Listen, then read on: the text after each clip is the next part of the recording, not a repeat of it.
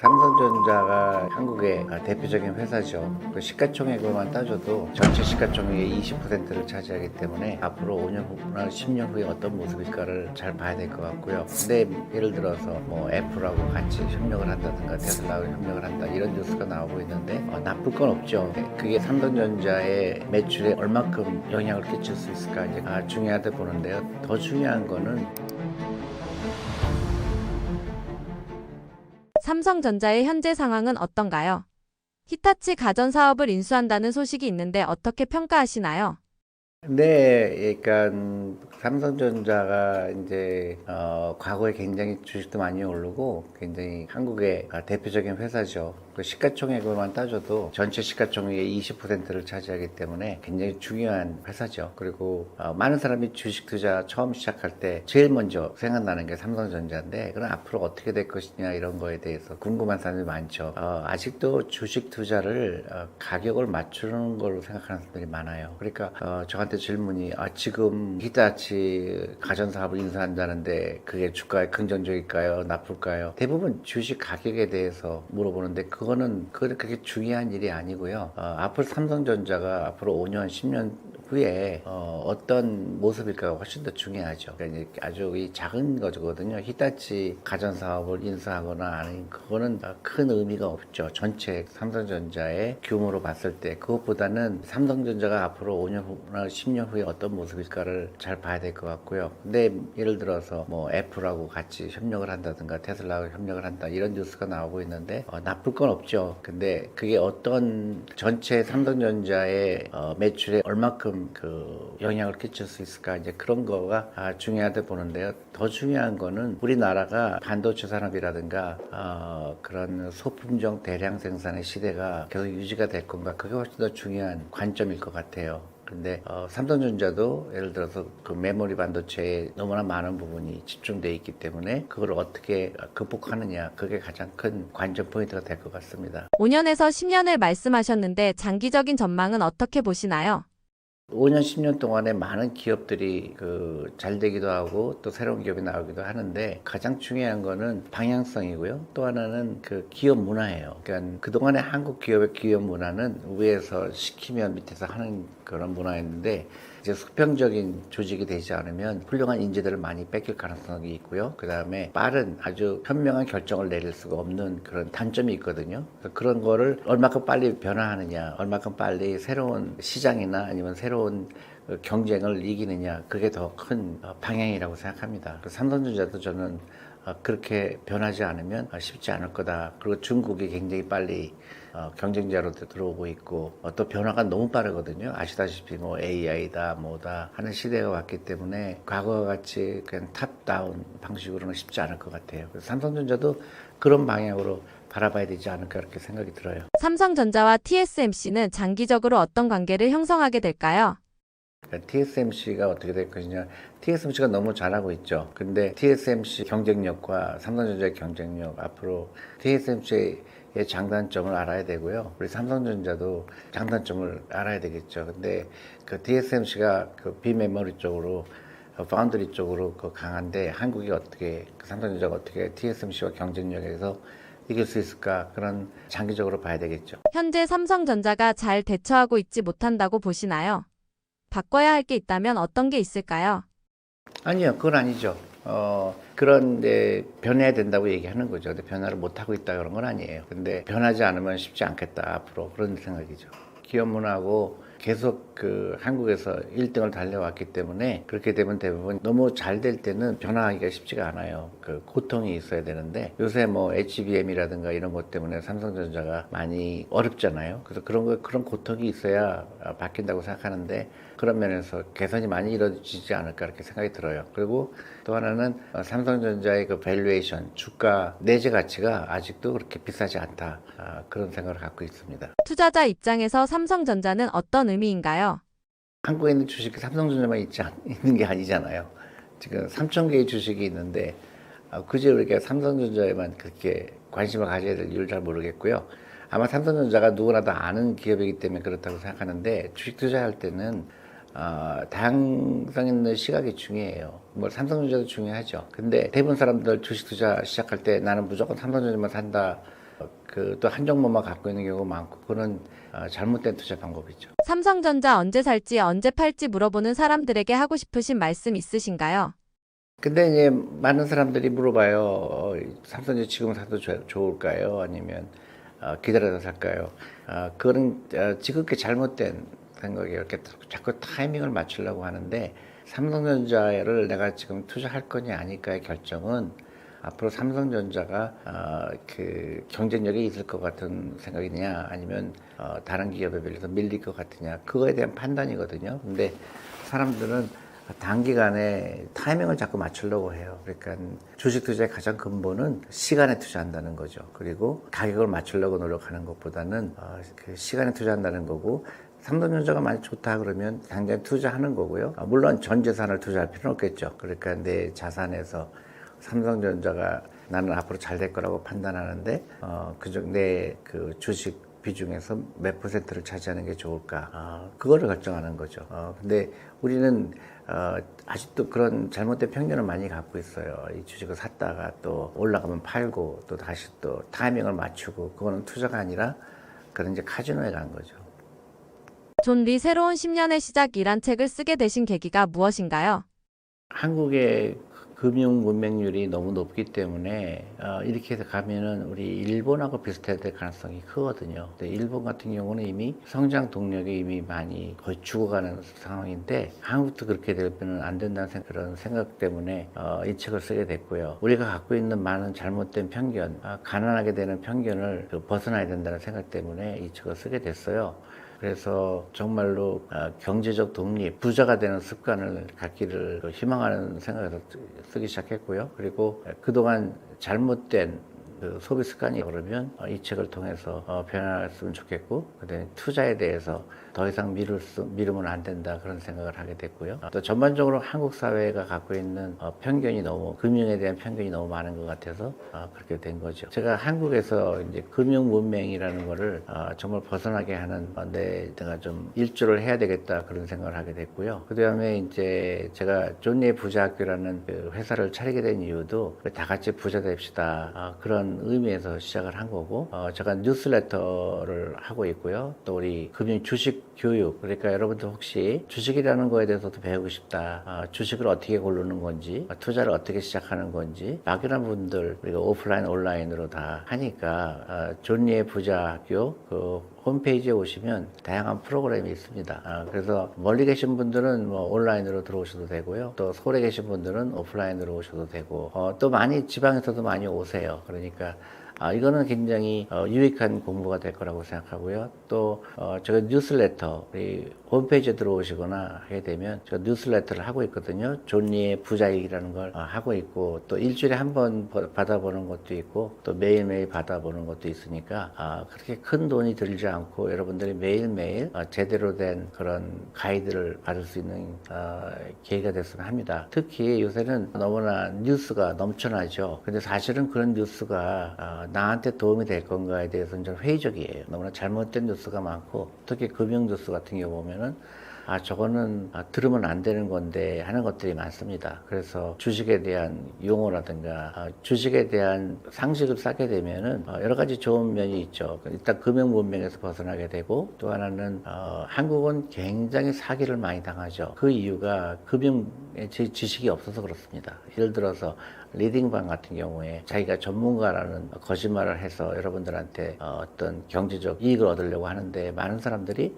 거기에 빠지게 되는 이유는 그 금융 지식이 없어서 그래요. 그리고 그 사람이 굉장히 나보다 많이 알 거라고 생각을 하는데 사실은 그렇지 않습니다. 근데 그런 유혹에 벗어나기 위해서도 금융 공부는 반드시 하셔야 됩니다. 그러니까 많이 관심을 가지시고 그 주식에 대한 주식 공부는 굉장히 재밌어요. 일반 외우고 그런 공부가 아니죠. 용어라든가 그다음에 주식을 어떻게 투자하는가, 회사를 어떻게 고르는가, 펀드를 어떻게 고르는가, 그거에 대해서 공부하는 거는 너무너무 재미난 공부니까요. 여러분 많이 관심 가지시길 바랍니다. 트럼프 행정부가 지원금을 지분 전환 방식으로 전환하며 미국 정부가 인텔 지분 약 10%를 보유하게 됐습니다. 삼성이나 TSMC가 비슷한 조건을 제시받는다면 이들 기업은 어떤 전략적 선택을 내릴까요? 그러니까 이제 세계 경제 흐름이라는 게 계속 변화가 많이 되고 있는 것이고요. 트럼프의 미국은 한마디로 시진핑이 중국과 유사해지지 않나라고 얘기할 수 있을 것 같아요. 현재 가장 큰 문제가 말하자면 이제 보조금 형태로서 바이든 행정부 때 보조금 형태로서 TSMC, 삼성, 그다음에 SK하이닉스 등등이 주었던 보조금을 여부로 해가지고 그 보조금이 하나의 투자였다고 하면서 지분을 요청하고 있는 게 현재 트럼프의 상황이긴 합니다. 말하자면 이제 우리는 90년대 초반에 중국으로 우리나라들이 많이 공장 이전 같은 걸 해가지고요. 기술 이전도 하면서 굉장히 싼 노동력 가지고 해가지고 실제로 생산을 하다가 결국에 중국에 이 소위 많은 인프라들을 내놓고 나오게 됐습니다. 말하자면 중국에서 바로 이제 자국 내에서 생산 체계를 갖추는 거에서 하나의 도구로서 활용된 측면이 있었기 때문에 현재 강대국들의 상황에서는 기존에 있었던 소위 가트죠. 그러니까 이 소위 뭐라 그럴까 프리 트레이닝입니다. 자유무역이라는 형태 같은 것들이 점점 사라지지 않나 생각이 들긴 합니다. 그간의 가장 큰 미국의 어떤 면에서 수출품이라고 할 수 있는 게 아시다시피 가장 높은 기술력, 그 다음에 가장 크게 달러가 있었죠. 이 달러를 가지고 이제 자기들의 부채를 각국으로 흩으면서, 왜냐하면 기본적으로 달러 가격, 자기들의 소비가 늘어나서 적자가 확대되게 되면 달러 가치가 떨어지기 때문에 그런 떨어진 달러 가치를 다른 각국에서 가장 기축통화로 중요한 달러라고 하는 거를 사가지고 달러가 다시금 올라가지는 형태. 이렇게 해가지고 자국 내 적자를 전 세계로 퍼뜨렸던 게 미국의 달러 전략인데 그거 가지고도 한계가 왔다고 볼 수 있을 것 같습니다. 그래서 다시금 강대국, 그 다음에 현재 솔직히 이제 우리가 로마 시대의 로마라고 하는 걸 기억하듯이 현재 미국의 팍스 아메리카라고 하는 시대가 여전히 있는 상황인 것이고요.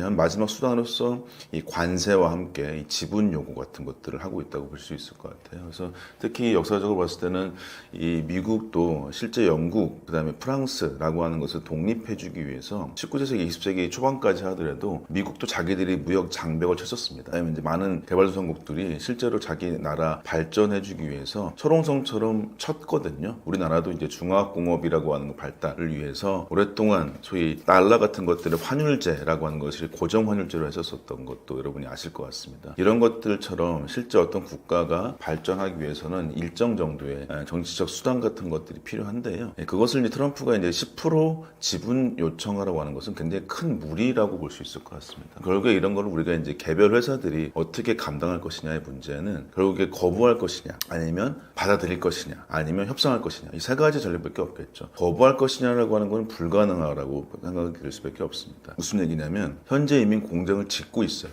예를 들면 국내로 보자면 삼성 같은 경우는 약 7조 정도의 지원금을 받았다고 얘기가 나오고요. TSMC는 10조 원 정도를 받았습니다. 17조 원을 받았다 할지라도 이 실제 우리가 삼성 같은 경우는 현재 비즈니스적으로 봤을 때 1997년도부터 사스라고 하는 법인도 있었었고, 그다음에 이제 실제로 뭐 아이폰 만들기도 했었고, 오스틴이라는 법인이 아주 크게 있고요. 그다음에 여러분 많이 아시다시피 2022년부터 지었던 테일러라고 해서 거기에 텍사스주에 있는 공장도 이미 짓고 있습니다. 특히 이번에 삼성 파운드리라고 하는 것을 그나마 구대책이 됐다고 얘기하는 소위 테슬라 수주 같은 거 있지 않습니까? 그런 것들도 결국에는 테일러가 아니었으면 불가능하다는 얘기겠죠. 그래서 수많은 인력과 자본이 투여된 이 상황에서 그것을 거부한다. 그러면 만약에 미국에서 퇴출한다라고 하게 되면 그 수많은 자본들, 그 돈들을 어떻게 할 것인가에 대해서 고민하지 않을 수가 없기 때문에 거부는 불가능하다고 생각이 들긴 합니다. 결국에 그렇다면 다 받아들일 수는 또 없는 것이겠죠. 물론 이제 받아들이게 된다면 크게 양쪽에 두 갈래 길이 있습니다. 첫 번째, 미국이 10% 지분을 갖고 있기 때문에 만약에 미국이 인텔처럼 삼성을 대해준다면 미국 국가적인 어떠한 형태의 아이템들, 이런 것들을 미국의 어떤 기업들이나 미국의 기관들이 삼성한테 맡긴다면 돈은 될 수 있습니다. 근데 그렇지만 당연히 두 번째 순위겠죠. 지금 현재 계속적으로 미국이 인텔을 살리는 가장 큰 이유는 인텔이 여전히 미국 펜타곤이나 여러저러 정부기관들의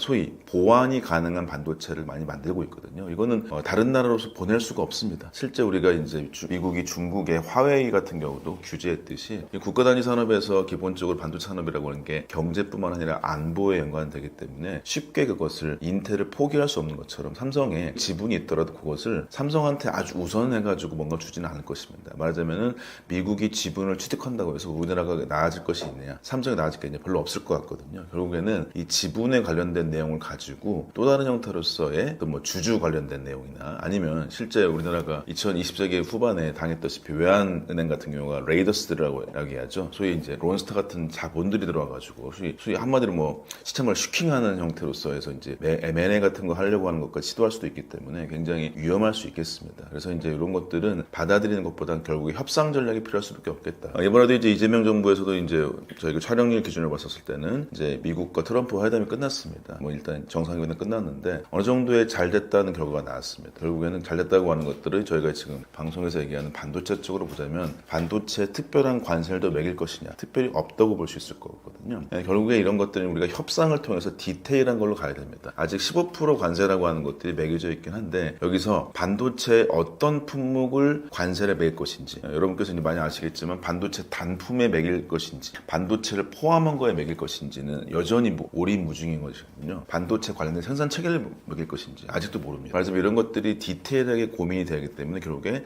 협상 전략을 통해서 지분과 관련되어진 어떠한 내용들에 대한 뭐 대응 체계들, 아니면 정책적 마련들, 혹은 이번에도 우리나라가 미국의 뭐 조선산업 중심으로 해가지고 소위 얘기해서 350억 달러 보통 얘기할 수 있겠죠. 그 정도 3,500억 달러 정도를 우리가 실제로 투자한다 그랬는데 트럼프가 현금을 달라 얘기했습니다. 그러면 그것을 우리가 어떻게 대응할 것인가 문제해 봤을 때 예를 들면은 정부에서 대응한 것이 그러면 우리가 보잉의 비행기를 100대 살게요. 근데 보잉이 비행기를 1년에 10대밖에 못 만들거든요. 그럼 100대라고 치면 거의 20년 계획일 수 있기 때문에 어떤 면에서 약간의 공수표일 수 있겠죠. 그런 것처럼 이게 약간의 공수표 같은 것들을 포함해서 협상 전략으로서 쓰면서 최대한도로 미국이 지분을 달라고 요청하는 것들, 이런 것들은 실제로 어떤 기업의 소유 같은 것들에 정부 개입이 들어가는 걸 수 있기 때문에 실제 가장 앞서 말씀드린 자유무역이라고 하는 것들이 이미 거슬러진 것이고요. 거기에서 개별 기업한테 어떤 지분 요구하는 것들은 최대한도로 협상을 하되 우리 쪽에서는 최대한도로 이제 뭐 블러핑이나 뭐 아니면 공수표나 아니면 약간 중장기적인 발전을 얘기를 하는 것이고 직접적 지분 같은 경우는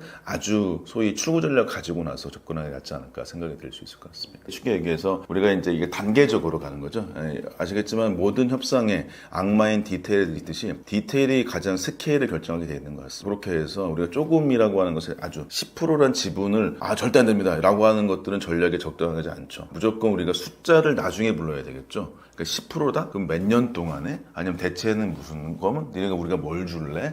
이런 것들 있지 않습니까? 예를 들면 우리가 그건 그렇다면 관세를 제로로 해줄 거니? 뭐 이런 것들까지 해가지고 아주 복잡한 전략들을, 이건 기업이 혼자 상대할 문제는 아닙니다. 정부 관계자들과 해가지고 통상 관련된 내용이기 때문에 통상 관련된 걸 같이 했으면 좋겠고요. 이것에 비등한 예가 지난 정부 때 있었던 게 아시겠지만 네이버 라인을 일본이 소위 슈킹하려고 그랬었습니다. 소프트뱅크랑 같이 해가지고요. 그것도 큰 이슈가 됐는데 어쨌든 무마되긴 했었는데요. 그때는 정부에서 거의 일본의 실제 외무성 같은 데였죠. 일본의 보안 총무성이라는 데에서 자기들 보안 정보라고 하면서 라인을 자기가 가져가게 되어 있었습니다. 그것을 우리나라 손 놓고 봤었어요. 그런 경우 같은 것들을 절대 있으면 안 되겠죠. 말하자면 개별 기업의 지분은 국가 대 국가의 어떤 정책적 마련과 함께 같이 얘기해야 되지 않을까 싶습니다. 그래서 어쨌든 협상 가능할 수 있도록 해야겠다라고 말씀드릴 수 있겠습니다. 세계 반도체 시장이 과점 체제로 이동하고 AI 첨단 패키징 실리콘 포토닉스 등 신기술 경쟁이 심화되는 상황에서 삼성은 앞으로 어떤 차별화 전략으로 시장 지배력을 유지할 수 있을까요?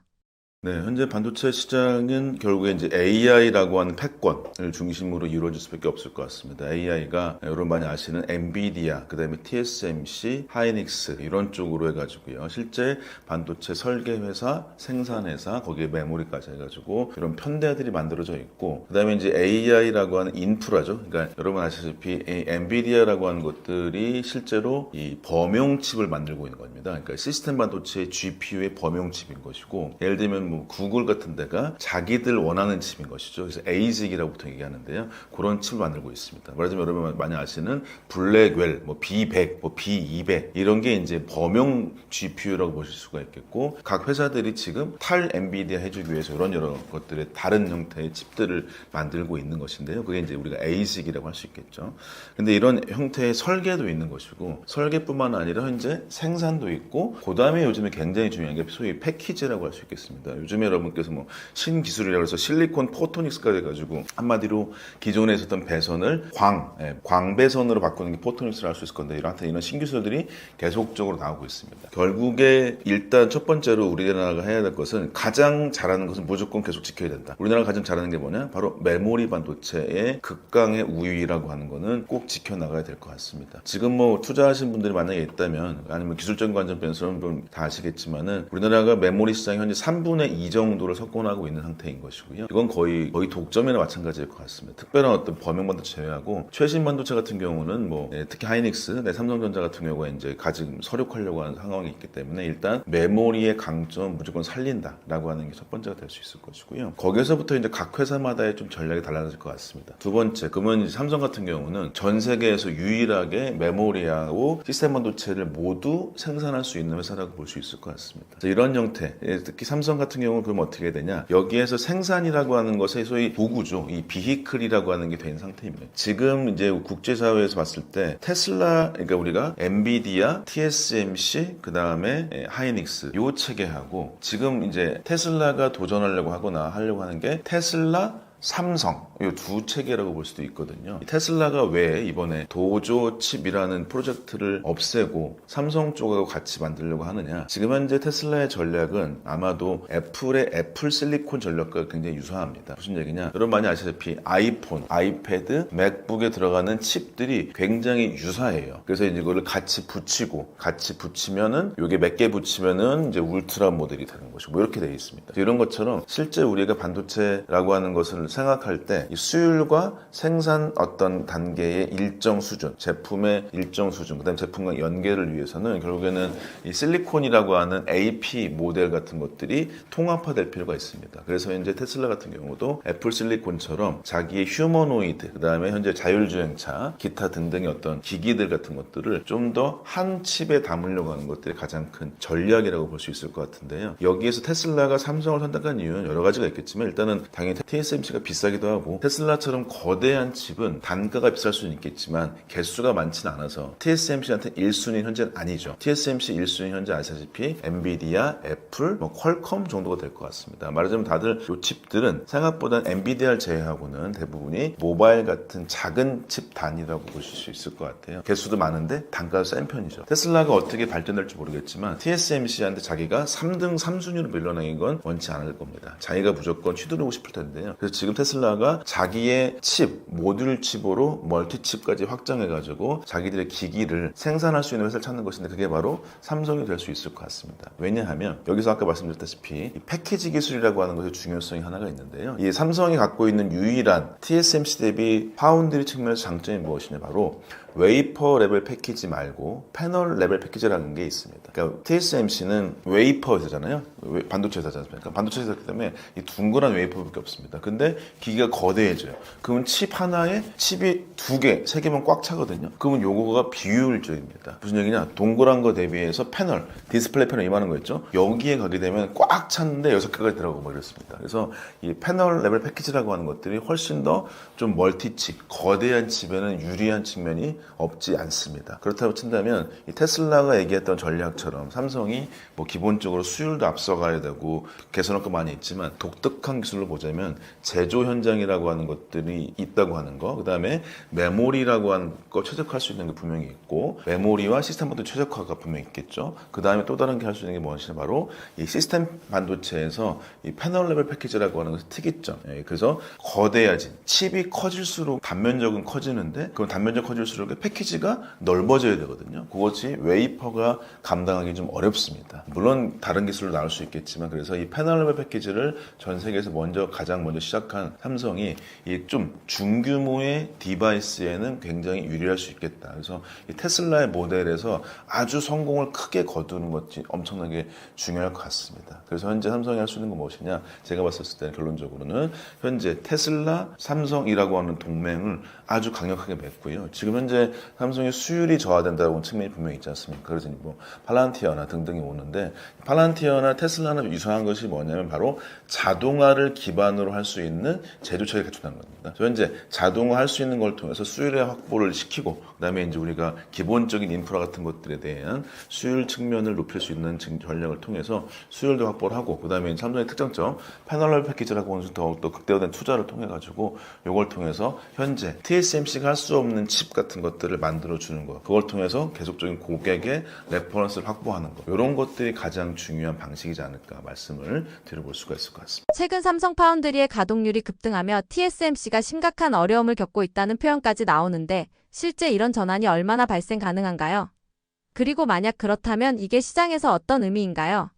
뭐 지금 질문 주신 것처럼 TSMC가 심각한 어려움을 겪었으면 참 좋겠습니다. 저도 이제 한국 사람이고 삼성 다녔던 사람으로서 현실적이진 않습니다. 그래서 많은 유튜브 분들이 뭐 그렇게 썸네일 올리고 그러시는데 절대 그럴 리가 없죠. 현재 여러분들 5년 정도 제가 이 방송에서 5년 정도 주가 차트를 보고 왔어요. TSMC ADR이죠. 미국에서 살 수 있는 그 TSM 주식이 5년 동안에 정확히 240% 올랐더라고요. 240% 올랐고 삼성은 31% 올랐습니다. 5년 동안. 그래서 여러분 많이 아시겠지만 뭐 7만 전자, 8만 전자 하고 있는데 그런 거를 볼 수도 있는 것이고 그다음에 TSMC가 작년도 영업이익률이 49.8%입니다. 좀 반반이에요. 제조업에서 영업이익률이 50%라고 하는 것은 말이 안 되는 일입니다. 지금 그 유사한 회사가 설계 회사인 엔비디아가 70%가 넘죠.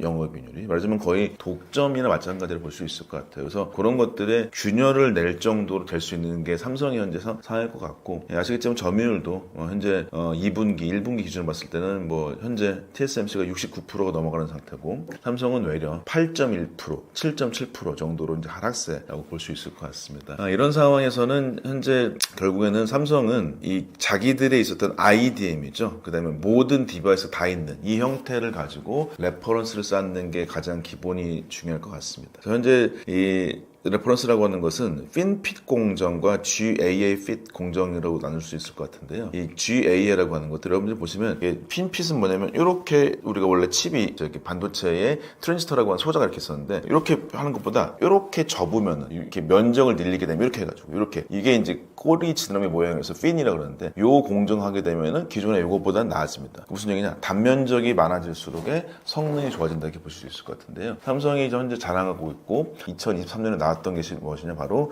GAFS라고 해가지고요. 요것을 잘라놨어요. 탁탁 잘랐어요. 그러면 면적이 더 늘어나는 거 맞겠죠. 그래서 이런 것들 때문에 게이트 올 어라운드입니다. 모든 측면에 게이트라고 하는 소자가 흐를 수 있다라고 하는 건데 이렇게 돼 있는 게 기술적으로 우수한 건 맞습니다. 그렇지만 이 TSMC를 중심으로 한 시스템 반도체 파운드리에서는 레퍼런스는 TSMC입니다. TSMC가 GAFS를 쓰지 않으면 잘 쓰지 않아요, 사람들이. 이런 형태가 됐기 때문에 현재 3나노 기반으로 해가지고 핀팻을 만들고 있는 TSMC와 3나노 기반으로 해가지고 GAFS, 그 다음에 2나노까지 GAFS를 들어갔던 삼성은 실제적으로 봤을 때는 어떤 전략적, 기술적 우위는 있으나 사업 전략적으로는 우위는 아니었던 걸로 보실 수 있어요. TSMC가 GAFS를 쓰지 않으면 실제 어디도 레퍼런스가 없기 때문에 안 쓰려고 합니다. 그것이 현재 나왔던 것이 어떤 거가 나왔냐? 여러분이 쓰시는 갤럭시 폰에서 플립 7이라고 할 수 있겠죠. 이렇게 반으로 접히는 거죠. 거기서 이제 이번에 엑시노스 2500 GAFS로 3나노 것을 이번에 적용을 했습니다. 거의 첫세라고 볼 수 있고요. 좀 큰 데에서 봤을 때는 여기서에 대한 성공이나 판매 같은 것들을 보고 실제적으로 레퍼런스를 쌓아가야 될 것 같습니다. 근데 내년부터 아무리 빨라도 내년 넘어서 말정도 생산될 것 같은 테슬라 반도체 같은 경우도 거기가 이제 GAFS의 2나노를 쓰고 있다고 볼 수 있을 것 같아요.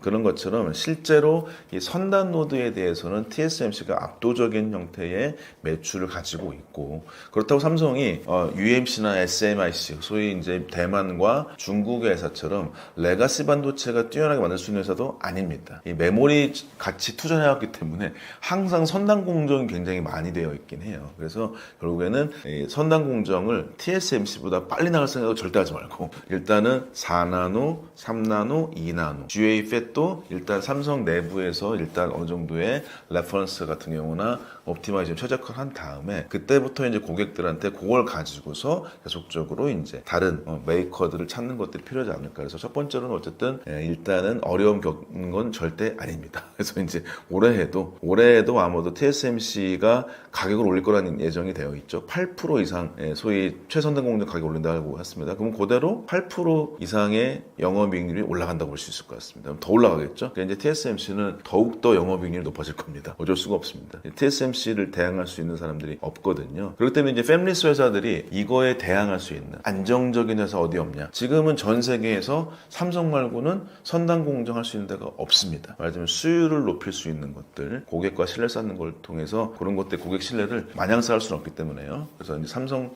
내부 조직에서 실제로 엄청난 테스트를 많이 해보고 정말 소위 스냅드래곤 형태, 그러니까 말하자면 퀄컴까지 될 수 있는 형태로서 우리가 최대한 제품을 만들어 본다면 그때부터 이제 TSMC와 조금이라도 견줄 수 있다. TSMC가 없다면 꽉 찼다면 삼성으로 오겠다. 근데 그게 선단 노드다라고 하는 게 가능하지 않을까 말씀드릴 수 있습니다. 삼성이 이나노 SRAM 개발에 성공했다는 발표가 최근 있었다고 들었는데 TSMC의 벽을 뚫은 것으로 보면 될까요? 그리고 이 기술 진전이 파운드리 시장의 판도를 어떻게 바꿀까요?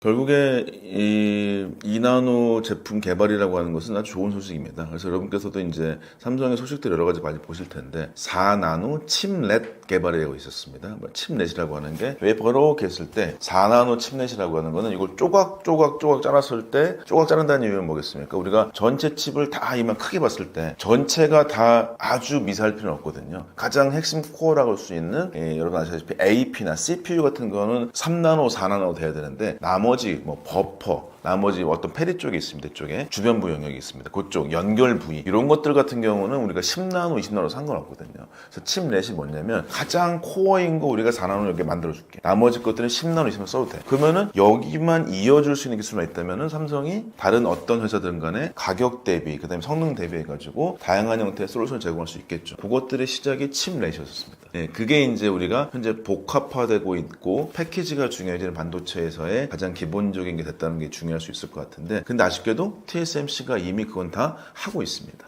TSMC는 아까 말씀드렸다시피 이것을 2나노부터 아니면 20나노 이상 이때까지 다 칩렛 기술도 대부분 있기 마련이거든요. 그래서 TSMC가 이제 패키지 기술 같은 경우 삼성보다 보통 2년에서 3년 정도 앞서있다고 얘기를 많이 할 수밖에 없습니다. 그것도 이제 아까 말씀드렸다시피 4나노 우리가 CPU가 있어요. 핵심이 있고요. 옆에가 페리라고 해서 도와주는 영역, 버퍼라고도 합니다. 이 영역들 여기 10나노예요. 그러면 4나노나 10나노를 이어주는 게 뭐 필요하겠죠. 이런 것들 이어주는 기술, 이런 것들이 굉장히 중요하거든요. 그래서 이런 것들을 계속 개발하는 것들은 여전히 삼성한테도 필요하겠다. 왜냐면 그게 소위 얘기해서 라이브러리입니다. 여기에 이게 하이 퍼포먼스 컴퓨터 말하자면은 아주 우리가 GPU처럼 전력 소비가 큰 하이 퍼포먼스 컴퓨터 같은 거에서 쓰여지는 3나노, 4나노, 10나노가 있는 것이고요. 그 다음에 모바일처럼 로우 파워가 있죠. 거기 쓰여지는 2나노, 3나노, 10나노가 있겠죠. 여기에 따른 스펙, 소위 얘기해서 PP 얘기, 말하자면 파워, 퍼포먼스, 에어리아 그 다음에 이제 패키지까지 되면 코스트까지 PPAC라고 합니다. 요것을 만족할 수 있는 만한 그 스펙마다의 라이브러리가 꽉 차 있는 게 TSMC인 거고 삼성은 듬성듬성했던 것입니다. 그렇기 때문에 이제 요것이 실제로 완성됐다는 게 중요할 수 있을 것 같고요. 이번에 2나노의 어떤 SRAM 개발이 중요했다고 하는 건 어떤 것이냐 여러분께서 반도체를 보실 때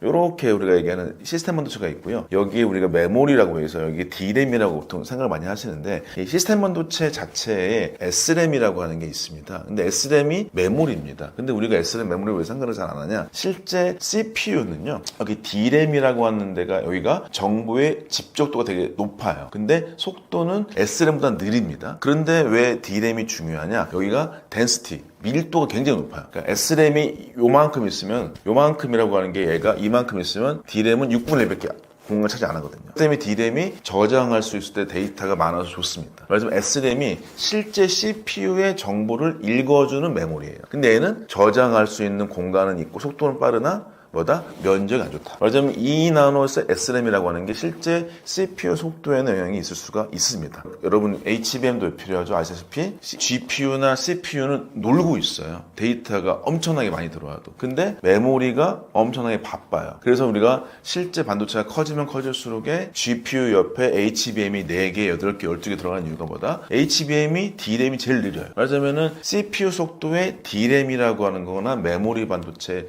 속도가 굉장히 중요하다는 것이겠죠. 그러면 총 속도, 총 성능, 퍼포먼스겠죠. 거기에 이 SRAM의 성능 개선은 상당히 중요합니다. 그렇지만 이것이 모든 고객한테 아주 매력적으로 다가갈 수 있냐? 그건 아닐 것 같습니다. 왜냐하면 하나의 일부분일 수 있는 것이고요. 이 SRAM을 기반으로 해서 옆에 있는 시스템 반도체 같은 경우에 막 버스 구조도 있고 등등 여러 가지 하드웨어 소프트웨어 구조가 있는데 여기에 최적화를 통할 수 있는 노하우들이 쌓여지는 것이고 거기서 따라 고객 확보하는 것들이 필요한 것이지 요 하나 하는 것들은 약간의 성공 사례 정도겠지만 이것이 좀 더 고객들을 만나서 좀 더 익어가고 최적화가 필요하지 않을까 싶습니다.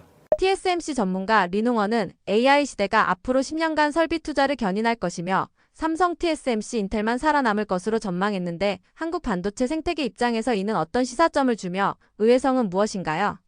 작년에 나왔던 책입니다. 생각의 창이라는 출판사 나왔는데 TSMC 1등의 비밀인가 책일 거예요. 린홍원이라는 분이 썼고요. 그분이 그래서 이제 뭐 제 책도 있는데 제 책도 같은 내용인데 이제 그분이 TSMC를 아주 오랫동안 거의 30년 이상 인터뷰했던 분입니다. 그래서 TSMC의 거의 시작과 현재 상황까지 다 아시는, 그다음에 이제 뭐 CEO부터 엔지니어까지 인터뷰 많이 하셨던 이제 IT 전문 기자이신 거죠. 그분이 이제 우리나라 언론사와 인터뷰를 했는데 결국에 어떤 걸 얘기했냐? AI 시대가 앞으로 10년간 설비 투자를 견인할 것이다. 근데 그래서 결국에는 삼성, TSMC, 인텔만이 남을 것이다 라고 얘기했는데요. 일단은 그 기사 내용을 쭉 보시게 되면 다른 내용도 많이 있습니다. 그렇지만 이제 우리가 확인할 수 있는 거, 이분의 말은 저는 일단은 맞다라고 얘기할 수 있을 거예요. 근데 아시겠지만 디테일은 봐야 될 것 같습니다. 뭐라 그랬냐? 이거 정확히 삼성, TSMC, 인텔만이 살아남는다고. 터진다, 잘 된다가 아니라 생존 가능하다 정도인 것 같습니다. 아시겠지만은 메모리를 뺀 상황인 겁니다. 시스템 반도체 상황에서 봤을 때 선단 노드를 할 수 있는 곳은 이 세 회사밖에 없지 않느냐가 이 사람의 가장 큰 중요한 점입니다. 이분이 얘기할 때 메모리 비즈니스는 몰라요. 왜냐면 이제 TSMC는 2000년대 초반에 삼성, 그때 이건희 회장이 있을 때 삼성이 메모리를 너무 잘하니까 메모리마저 가져가려고 지금도 있긴 하지만 대만의 뱅가드라는 회사를 합병을 했었습니다. 근데 결국에 D램에 실패합니다. 그러면서 메모리 우리가 할 게 아니네. 그래서 이제 TSMC는 메모리를 버리거든요. 그래서 이제 메모리 갖다 쓰는 건데 워낙에 시스템 반도체가 부가가치가 높으니까 그것들은 이제 간과될 수 있겠지만 시스템 반도체라는 생산 내에서 선단 공정이 가능한 나라가 회사가 현재 이 세 회사가 맞습니다. 지금 여러분 인텔 어쩌죠 상태가 국가에서 밀어주지 않으면 인텔은 지금 잘 되지가 않습니다. TSMC는 뭐 워낙에 최강이죠. 삼성은 어두웠다가 다시금 이제 일어설까 말까를 하고 있는 상태인데요. 10년간 설비 투자가 이 세 회사에서 많이 거라는 건 저도 인정할 수 있을 것 같습니다. 근데 여기서 이제 간과하고 있는 것은 첫 번째로 봤었을 때는 일단 중국의 역할이 있을 것 같긴 해요. 이 중국은 현재 아무리 선단 공정의 장비를 막는다 할지라도요. 어느 정도의 생산 캐파들이 있고 무한히 보조금을 지급하고 있습니다. 그래서 이제 실제 SMIC 등등을 포함해서 수많은 형태의 시스템 반도체 생산 회사들이 커지고 있고요. 그다음에 이번에도 이제 딥식에서도 얘기 나왔는데 어떤 거 나왔냐? 우리 엔비디아 GPU 많이 안 쓰고요. 중국 내에 있는 GPU나 AI 반도체 써가지고도 성능 나왔습니다라고 이제 발표까지 했습니다. 이번에 딥시크 R3라고 나왔는데요. 그건 무슨 얘기냐? 실제로 중국이라는 회사에서도 이런 생산의 거대한 이런 형태를 가지고 갈 수 있다는 얘기겠죠. 생존 여부는 이분이 중국 회사를 간과한 측면이 분명히 있습니다. 선단 노드라고 하는 것만 생각했을 때 그럴 수 있겠지만 여기서 생존했다고 해서 그게 좀비 기업이 될지 아니면 실제로 정말 영업이익률이 50% 돼서 독점 가까운 회사가 될지라고 하는 거는 잘 아직 확실치 않을 것 같아요. 그래서 일단 맞긴 하지만 생존이 곧 성공은 아니다라고 이제 말씀드릴 수 있을 것 같고요. 거기에서 한반도 우리 한국 반도체 생태계는 어떻게 될 것이냐의 입장은 결국에 이제 우리나라는 생태계라고 하는 걸 지켜주기 위해서는 삼성과 하이닉스 그다음에 등등의 파운드리 회사 그다음에 메모리 회사라고 하는 제품 회사가 잘 될 수밖에 없습니다. 그렇지만 여기에서 잘 된다 측면이 적절한 형태로서의 실제 오랫동안 우리 육성 가능이 필요하다고 얘기했던 소재품 장비겠죠. 요 기업들이 어떻게 살아남을 것인가. 소재품 장비 포함시키긴 하는데 이제 설계사까지죠. 팹리스까지 해가지고 살아남을 것인가라고 하는 것들이 이 두터운 글로벌 회사들과 함께 같이 붙어가지고 실제 협력하거나 상생할 수 있는 걸 통해서 할 수 있다면은 우리나라가 살아남는 것뿐만 아니라 생존뿐만 아니라 성공적으로 돼가지고 실제 10년 뒤에 가게 된다면 일단은 삼성 같은 경우가 10년 뒤면 2035년이겠네요. 그때쯤에 왔을 때는 TSMC와 뭐 같은 위치에 있을 수 있는 게 가장 큰 목표일 것이고 거기에 설비 투자 비율이 지금은 80% 이상이 해외 설비입니다. 그다음에 이제 거기에 70% 이상이 해외 소재거든요. 이것들을 거의 5대5 수준 가게 되면 얼마나 행복할까라고 하는 것들의 꿈은 꿔보긴 하지만 여기서 급선무는 무조건 생태계를 위한 극단적 국산화라고 하는 건 지양해야 됩니다. 지금 현재 반도체 삼성의 수율 저하의 요인 중에도 적절하지 않은 국산화 설비들에 따른 수율 저하가 분명히 있긴 하거든요. 그래서 기술력을 확보한 정확한 기술력을 갖고 있는 기업들을 통한 생태계 확대라고 하는 것도 꼭 볼 수가 있겠고, 거기에서는 우선시 될 수밖에 없는 게 결국에는 삼성이나 하이닉스 같은 큰 회사들이 잘 되는 게 필요하지 않을까 말씀드리고 싶을 것 같습니다. 지금 이제 우리나라 격변의 정치 격변 시대가 끝났고 드디어 이제 어떻게 글로벌 생존과 성공, 그 다음에 국가적 경쟁력 확보라고 하는 것에 가장 중요한 시간이 왔다고 볼 수 있을 것 같습니다. 그래서 이번 2025년을 필두로 해서 AI 반도체라고 하는 거, AI 시장, 그 다음에 이제 디바이스 시장이라고 하는 것이 처음으로 열려 젖혀지는 상황이 될 수 있을 텐데요. 여러분께서 이제 구독 많이 해주시고 많이 봐주셔서 감사드리고, 여기에서 중요한 건 뭐냐? 우리가 잘할 수 있는 것과 우리가 꼭 해야 되는 것들, 여기에 집중해가지고 우리의 강점을 믿고 뚜벅뚜벅 걸어나갔으면 좋겠다라고 말씀드릴 수 있을 것 같습니다. 감사합니다.